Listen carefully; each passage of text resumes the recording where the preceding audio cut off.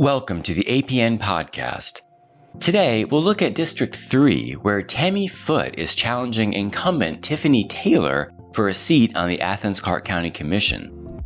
District 3 includes the inner East Athens neighborhood, Winterville, and everything in between. It also includes Edgewater, Cabin Creek, and it stretches south down Morton Road. Okay, let's meet challenger Tammie Foote.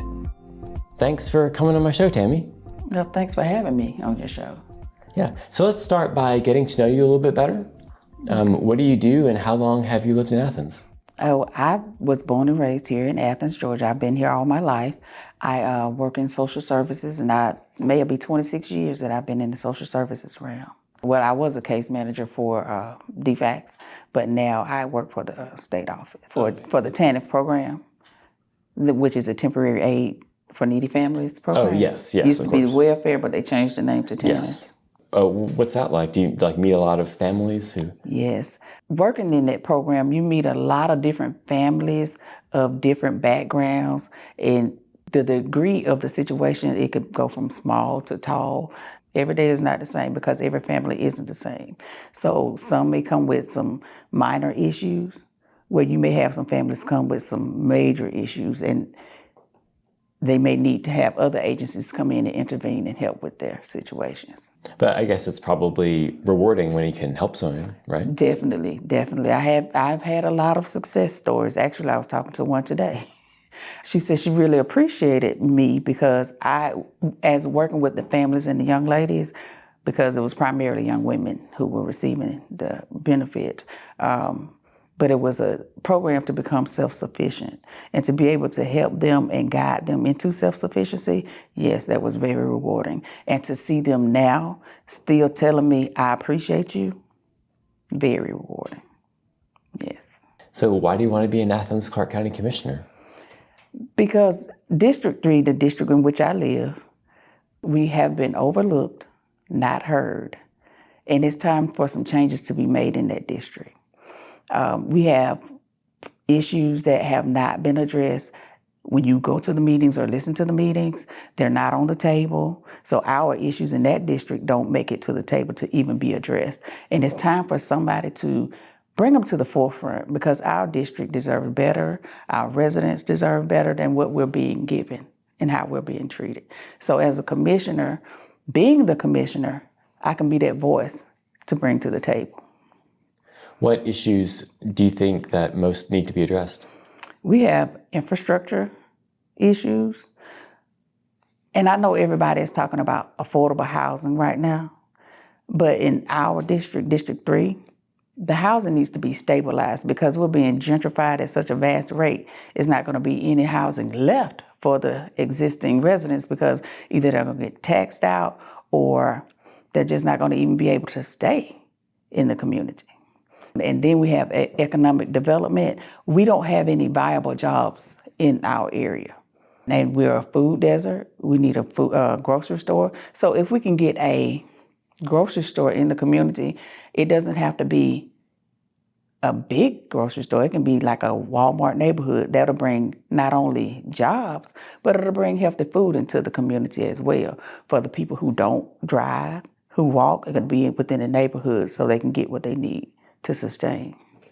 So I heard a grocery store, I heard infrastructure, jobs, and also you want, was it a pause on new housing construction? Was that what you're asking for? Yes, we need to stabilize our community first. What's happening, in all honesty, people are coming in, buying up the property for little or nothing, honestly. And once they buy that property, and they resell it, like I was saying, that's taxing the existing residents out. And not only that, but all of the housing is being bought up. So once they do that, and I'm being honest, what they're turning it into is student housing. And so once it becomes with vast student housing, everybody they're not going to be able to afford to live there anymore. So would you vote against all new housing in the district? No. Okay. No, I'm not just saying against that. the expensive housing? Yes, because when you say, back to affordable, when you say affordable housing, 5 points affordable housing could be $500,000 house. But when you bring that same affordable house to District 3, that's not affordable. So we have to find out what's truly affordable for the district instead of just saying affordable housing. Often new construction is typically very expensive just because of the cost of the land and the cost of the building materials are so high. Sometimes it's tough to get housing that is affordable for the average person. Correct. So how would you, like generally it takes like subsidies or some kind of assistance like from the federal government. Correct. So how would you work as commissioner to bring some affordable housing to the district? First of all, we have to find out what is available as far as the funding for affordable housing. And once we find out what's available, we have to work with that different agency or however, the protocol to get to that funding. And then we have to look at other sources that we can combine with that. But as far as affordable housing, I am for it, but we just have to stabilize what we have first. Because if we don't, that's just like, you build a house, you lose a house. You build a house, you lose a house. It'll never stabilize. Now to Commissioner Tiffany Taylor. Thanks for coming on my show, Tiffany. Absolutely. Thank you for inviting me. I really appreciate it. So how have you liked your first term as commissioner? It's not over yet, but it went by so fast, it seems like. Yes, I loved it. I say a lot of times, it's so easy to say that you are born and raised in a community, but to know how that community is actually ran is totally different. I've learned so much as a county commissioner. I've learned so much about how Athens-Clarke County is ran as a government as well as a business. And you also have the community aspect of it because we are a community. Learning all of the policies and procedures, how to create policies, public safety, public health, all of these things. You never think that when you're running, you're going to have to take a crash course like for 3 years straight, just schooling. And so I've learned a lot and I'm ready to, tackle the second term. Okay. All right. So now you're running for a second term. Mm-hmm. So I want to quickly run over your accomplishments as commissioner so far.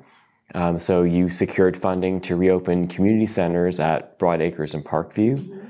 You approved an affordable housing investment strategy and also a plan to reduce homelessness, which you funded with, I think it was a few $1 million. You recognized the firefighters union. Mm-hmm. And you helped design a workforce development plan that put money towards cooperative businesses. Mm-hmm. And maybe the most memorable one for me was when you fought for East Athens to get 70% of the downtown TAD funding, not 30% as they had planned. And I want to play a clip of that moment for the audience. The district that I represent, and I don't have to keep saying it because if you ride through the east side, then you see that we have been underallocated and underfunded, and we need resources. So we are not taking 30%. We want to come up with a more equitable percentage for our area. The arena, although it has private investors, it also has been paid with taxpayer dollars, which are also East Side dollars, inner East Side dollars. And what I don't want to see is that monstrosity go up and my community still looks the same that it did when I was a little girl. What are you most proud of having accomplished over the past 4 years? I'm proud of the 70-30 split. I'm very proud of that because it's generational, right? East Athens will be able to see these dollars long before I'm no longer in this seat. And so it's going to affect generations to come with housing, with infrastructure, upgrades, with community opportunities. So all of the things that we've, haven't gotten in that area, we'll now be able to get. I'm also proud of the fact that I was able to partner with some of our local housing partners to get housing in East Athens. So right now, Savannah Heights is building 4 houses. Land Trust has built 5 houses, and Habitats for Humanity is on their 5th house. All of these are affordable housing with home ownership opportunities. I'm very proud of that. Very, very proud of that. We were also able to collaborate with quality child care, which also helps in-home daycares kind of get up and running and just helping them kind of readjust to be able to compete. I'm very proud of that. Also being able to get families to be able to stay in their homes with resources from eviction prevention through our providers. Partnering and getting things on the ground and tangible that you can see them and feel them to change families' lives. That is the most important thing that I've been able to do since being in this seat. Yeah, that eviction prevention program prevented like hundreds of families from being evicted. Those ARPA funds, people may have their opinions about the ARPA funds, but to be able to use those ARPA funds to help people stay in their homes, that was great. It was well worth it for me. So another memorable moment was when you pledged to vote against all new housing construction that wasn't priced to be affordable for working class Athenians. And I want to play a clip of that moment as well. Commissioner Taylor. I want this to be on record that I will not be supporting any of the developments tonight that comes before us. That is not going to be for the working class citizens of Athens-Clarke County. And so I want that to be a part of the record. Thank you. But as you know, most new housing isn't affordable in Athens, mostly just due to the cost of the land and the cost of the building materials. So voting against expensive housing, unfortunately, means voting against most housing, period. So my question is, do you feel that restricting the supply of housing will lead to more affordable housing down the road? And if not, why was it so important for you to take a stand against it? So because I know that's been the line to me since I came on the commission, housing is expensive. What I was told was if we allow them to build the expensive housing, then people will go into the expensive housing and they'll leave the affordable housing free. My rebuttal to that is, at what time? Because we're experiencing homelessness right now. And so if families can't afford those houses, and the people who can't afford those houses decide that they're gonna move in maybe 2 or 3 years down the line, those people are still gonna be homeless. Or we build these expensive houses and people from outside of Athens move in and take those houses up, the community is still left without housing.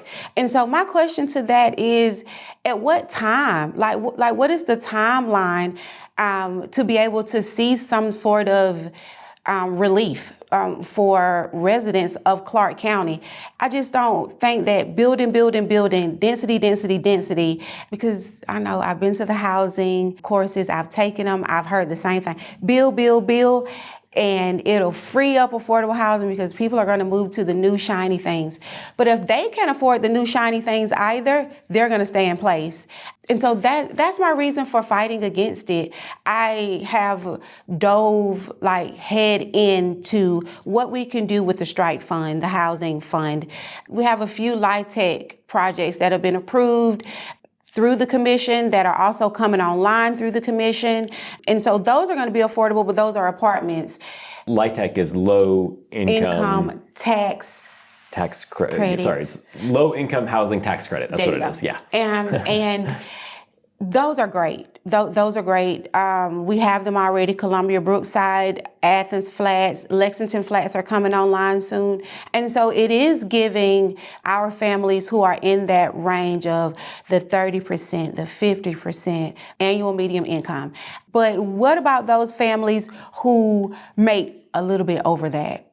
And they still can't afford the $300,000 houses that are being built.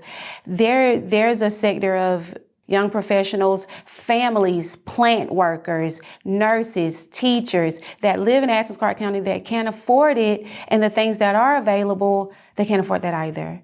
I'm not going to vote for a $300,000 house or development when I know that the plant worker over at Evergreen or Pilgrim Pride can't get in it. We have 9 others to do that. They're going to do it. They're going to vote for it. But for me, I live with these people. They're my family members. They're my classmates. And so I have to have a stance for them it's just not working right now. And we're 2026. If it starts working in 2028, when I run again, I'll say the last time I interviewed, it wasn't working. Now it is working. But for right now, it's just not. So it's kind of like a protest vote. It is. It is very much a protest vote. I had a developer tell me, Commissioner Taylor, we're not even counted on your vote. I was like, well, I'm glad you know it. I just think that we have to stand up for the things that we believe in. And I believe in housing being affordable. Now, I know that Athens is not affordable for the people that was born and raised here. I know that we're still taking small bites out of a larger issue. But we have to stand for something. We have to continue to research and look at ways that fits Athens, not what's happening in DeKalb, not what's happening in Gwinnett, but what's happening in Athens. And because we are the smallest in land mass, land size, we're the smallest out of 159 counties. And we can't build out, but we can build up. But who gets pushed out when we build up? A lot of times it's the people in my district and in the marginalized community. So yeah, I'm going to protest for us until we see some sort of relief. Developers don't vote for me. Back to Foote. I'm about to ask her about a specific community garden, first obliquely, then more directly. This may seem strange to you, so I'll explain. This story began when the nonprofit Farm to Neighborhood secured a $1 million grant to build a community garden and teaching kitchen in Triangle Plaza, also known as the Iron Triangle or the Block. Farm to Neighborhood was founded by business owner Rashi Malcolm. The Inner East Athens Neighbors Association strongly opposed the garden because they felt it was a cover for a plan to build high-priced housing in the area. Okay, now to Tammie. In this election, you're running against an incumbent, Commissioner Tiffany Taylor. Has Taylor ever done anything that you disagreed with while in office? As commissioner, I would have done a few things a little differently as far as communicating with the community when decisions or very important decisions came up for the community. I would have talked more with the community. So you're saying transparency is not where it needs to be, or just like communication? Both. I would say both. Mm-hmm. Okay. So I remember you went down to City Hall one time to speak against a proposal for redesigning Triangle Plaza to include a community garden. In the movie The Color Purple, Celie said, "Until you do right by me, everything that you think about is gonna crumble." Remember that. Let me break that down a little bit more for you. That meant that Miss Celie, Inner East Athens and East Athens, was telling Athens-Clarke County government, until you all acknowledge and rectify the harm you have caused us, your entire office and all your plans will fail. This is a powerful expression of our self-empowerment and our rejection of your mistreatment. I want you to be blessed, and I want y'all to do the right thing by our community. Thank you. Thank you, Ms. Foote. So I'm wondering why you opposed that redevelopment so passionately. It was never about the redevelopment itself and the garden. It was about the legacy of the Iron Triangle. When the planned development was done in 1996, if you go back and look at it, it already had a spot allocated for a garden. But there was already a garden behind the Iron Triangle as well. So to want to amend the planned development for the zoning, it was a little, and once you really looked into what the zoning meant, it didn't sit right with me. What part about it didn't sit right?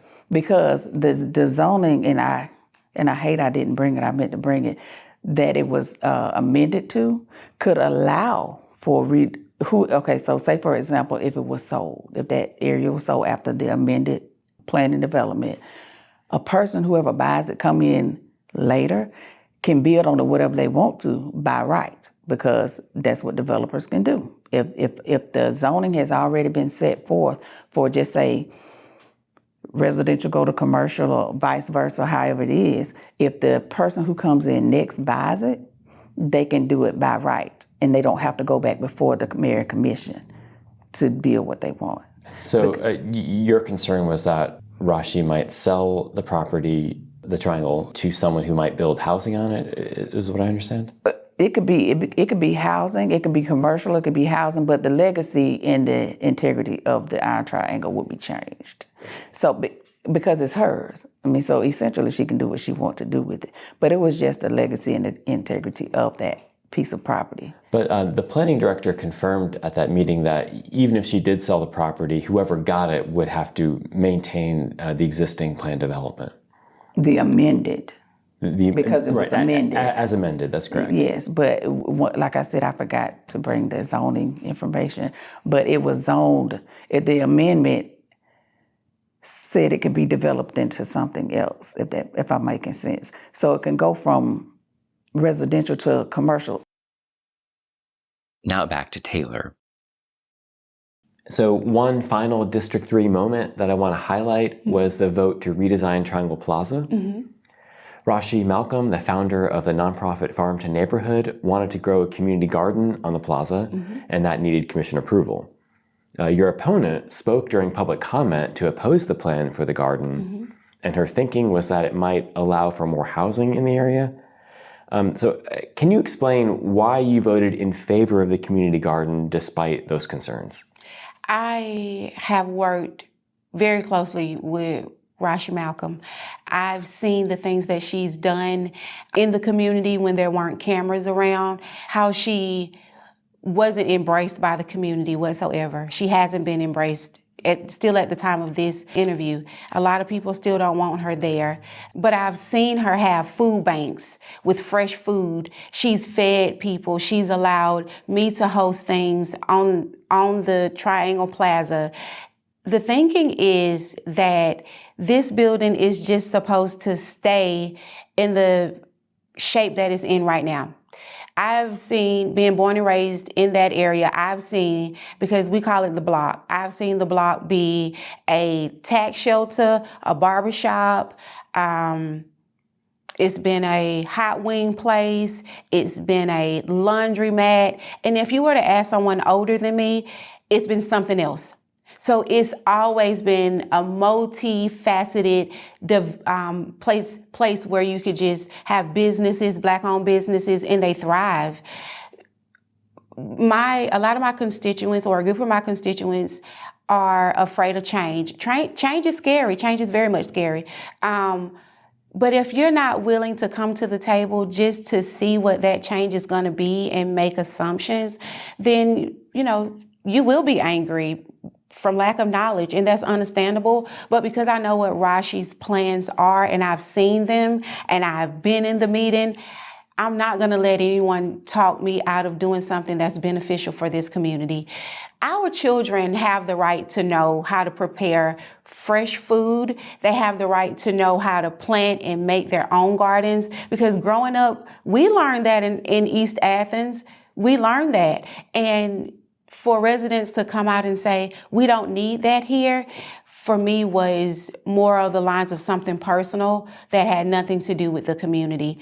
And as the representative of District 3 as a whole, I have to think about what's beneficial for the entire community. The youth are the ones that's coming up behind us. Them having these tools to be able to become entrepreneurs, to be able to become farmers, all of these things are at their fingertips because of what Rashi Malcolm is doing. My own children were in her program last summer, and they were able to go to places that they, don't get exposed to being in East Athens. And so because I know what she's trying to do and benefit the community, I voted for it. And for the housing piece, if there's going to be housing on that property, for one, she's following the PD from 98 that was attached to the building. There is no housing attached to it. If she wanted to do housing in the property behind the Iron Triangle, that would have to be a commission vote for a rezone.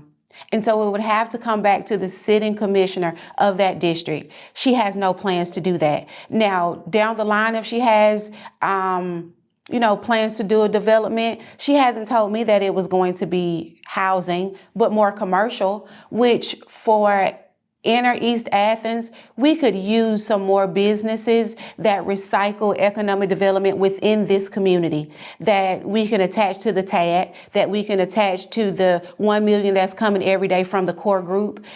This is going to help East Athens thrive to be something that our foremothers fought for. And so I'm just trying to keep their dream alive. So, yeah. So if reelected, what will be your top priorities for your next term in office? So my next top priorities, I want to continue on the path that I'm on right now. I want to continue with civic engagement because I think it's very important that residents know how Athens-Clarke County is ran, that they have a voice, that they have a seat at the table, to continue to get equitable housing in Clarke County, not just in District 3, but in Clarke County as a whole. And what I mean by that is getting new houses on the ground, also preserving the housing that we do have through renovations and rehabs and property tax reform, all of these things. And also youth development. I still have children that's growing up in Clarke County. I still want to be able to expose as many youth as possible to the possibilities that are outside of Clarke County, that are also within Clarke County, being that we have like one of the most prestigious colleges or universities. Our youth have that right, because it is in our backyard, to be exposed to the great things that's happening on the campus of the University of Georgia. So making those connections, getting our children exposed, whether it's through sports, medicine, technology, hospitality, all of these things. So I just want to continue to work on those things to make Athens better, so that when I move up to, my next position of running for whatever, we leave our youth in good standing in the community. Back to Foote. Are there any other issues that are a high priority for you in this campaign? The main thing is infrastructure in regards, the water is an issue. Also, infrastructure doesn't always mean under the ground. There's other things that can be put in place for the elderly. The elderly are not being heard. And I just think with some of the funding that's available, there could be some programs set aside to help the elderly, because the elderly is vastly fading out because they're losing their homes as well. So it's some things that can be done in the community to help assist our elderly population as well. Okay. Have you ever been involved with the local government before, like on one of those boards, authorities, or commissions? T-SPLOS. T-SPLOS. You're on the T-SPLOS board. Okay. Mm-hmm. I'm currently on T-SPLOS right now, working with them for some. Oh, on 26, T-SPLOS 2026. No, I'm actually 23. Oh, 23. Okay. Yeah, and we're and we're still trying to get some stuff done from that. Oh, wow. Okay. Yes. So why should voters choose you on May 19th? I think voters should choose me because of my transparency, my accountability, and the ability to want to speak up for our community, to see the changes made for our community. Voting for me, you couldn't go wrong. You could not go wrong. And as I always say, voting for me, if you put your foot in it, together as a community, we can all make it make sense together. Okay. Yes. Thanks so much for coming to my show. Okay, no problem. And thank you for having me. Back to Taylor. Why should voters choose you on May 19th? Voters should choose me because I am exactly what it looks like when you are born and raised in an impoverished and marginalized community, to be able to step out and advocate for your community, not only for us now, but for those that are coming in the future, those of who have been in the community for decades, to be able to bring us together and have a voice to say what happens in our community, and to move our community forward with the knowledge that we gain from having someone in the seat who actually cares about the people, not about the seat, not about the positions, not about the things that come with the position, but for the edification of the people of Athens-Clarke County. So yeah, I'm the fruit. Yeah. Well, thanks so much for coming to my show. Yeah, thank you, Chris. I really appreciate it. And that's a wrap. Thanks for listening. I'm still working on the interviews for Districts 5, 7, and 9, but I'll publish those as soon as they're ready. I'll see you on the next one.